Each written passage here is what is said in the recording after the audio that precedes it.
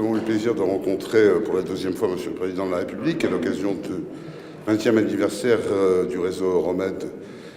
Droits de l'Homme, réseau qui a des attaches particulières et des liens particuliers avec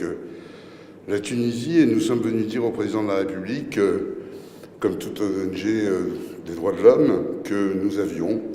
enregistré avec beaucoup de satisfaction un certain nombre d'avancées dans le processus de transition, dans l'établissement de la démocratie en Tunisie, notamment, par exemple, la loi sur les violences faites aux femmes, l'abolition d'une circulaire qui interdisait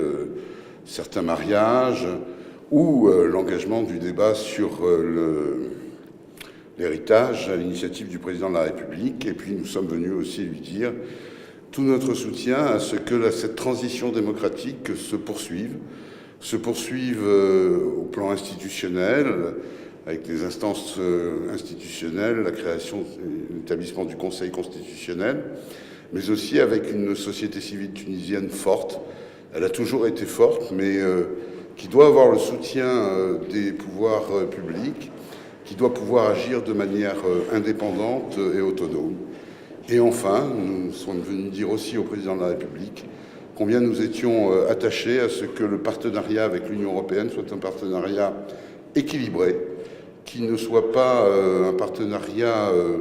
en faveur du Nord, qui soit un partenariat qui tienne compte notamment de ce que devrait être le droit inaliénable des uns et des autres de se bouger, de se mouvoir, de se déplacer d'un côté et de l'autre de la Méditerranée sans risquer sa vie et y mourir au milieu de cette Méditerranée. Voilà, c'est ce que nous avons dit au Président de la République et pour la deuxième fois, nous avons eu la sensation de trouver un homme qui était préoccupé des mêmes problèmes et qui nous a prêté une oreille accueillante.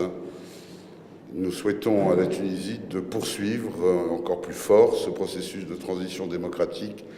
qui vaut pour exemple pour toute cette région.